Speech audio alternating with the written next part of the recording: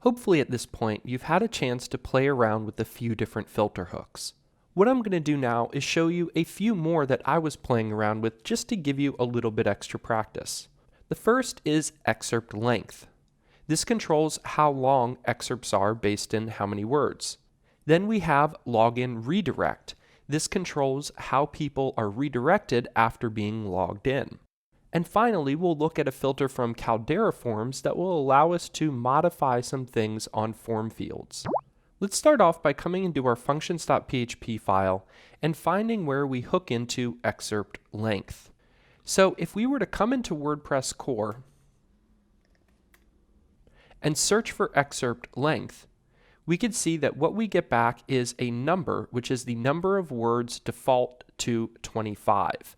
So by default in WordPress, there's going to be 55. There's going to be 55 words in the excerpt. And if we want to change that, we could hook into the excerpt, get that 55, and change it to something else. We could see the other excerpt more, which should be familiar. We looked at that one right down on the same page in the formatting.php file. So coming back over here, we see WP hooks excerpt length. So we're going to hook in our own excerpt length function. We're setting the priority and we're specifying that we're getting one parameter back. Because it is one, we don't have to have that in. You can specify it, just showing you different ways of working here. So length in words is going to be what we get, and then we're going to set a new length in words and set it equal to 20 and then pass that back. Now we could just simplify the whole thing by doing this, but I'm just taking the longer approach so that it's slightly more clear the different steps and specifying the change on this line and then the fact that we need to return it back here. So now when we go to our site, on the front end we'll see that everything is limited to this amount of characters, and if we were to come back and change it to something like 200, we would see that affected as well. So coming down to our next one, this is login redirect. So what that is going to allow us to do is hook into the login redirect feature. And if we come look at this in core, we could see redirect to. So let's open this up.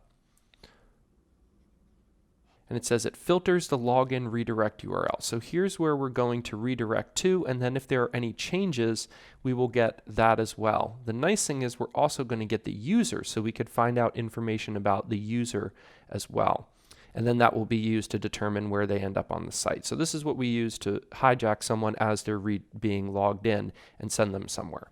So in our function here, what we're going to do is rely first on this user. And we're going to say if the user roles are set, so if we even get the user roles and there is an array of them, which is the format we want to expect, then we check to see if they're not an administrator, and this conditional stuff appears so that we could run this check to see if administrator is in their array of user roles. Since people could have multiple user roles, we want to make sure it's structured that way.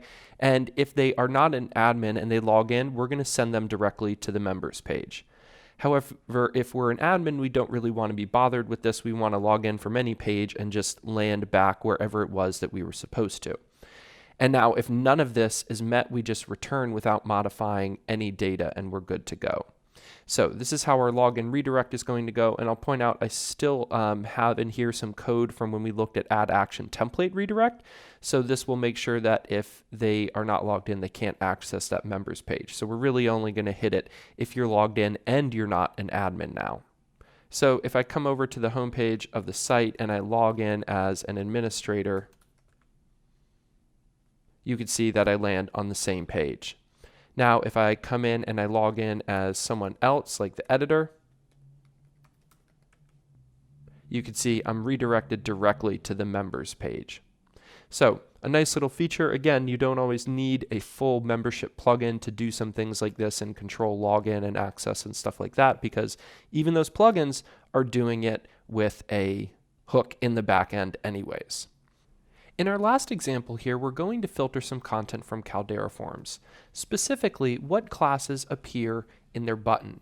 Now notice that they have BTN, which is a very common class used in buttons, but I wanted to use button like this for my theme, and notice that it styles it differently that way.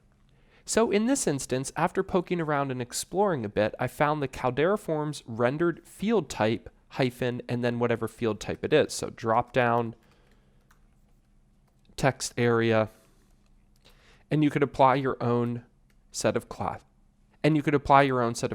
or whatever you want to it. So in this case, we're going to hook into our function and we're going to get the field HTML. So let's take a look at this real quick in Caldera Core.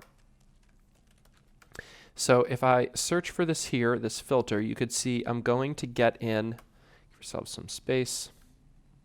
We're going to get the, well, this is the field type, comma, I'm going to get the field HTML, and I'm going to get the form. So I'll get all the HTML as a string of text, and then the form itself. So what I want to do with that field HTML is I want to search through it and do a string replace. For anywhere where I see BTN, I want to replace that with button inside of that field HTML. That's going to be my new HTML, and then I send it back. So now with this enabled, you'll see that we get the button class, and that is exactly what I wanted.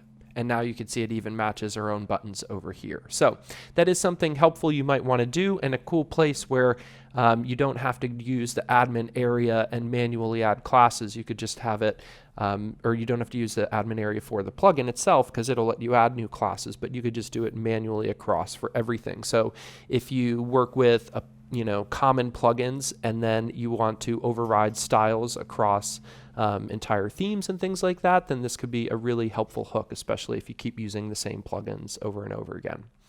So that is our last example.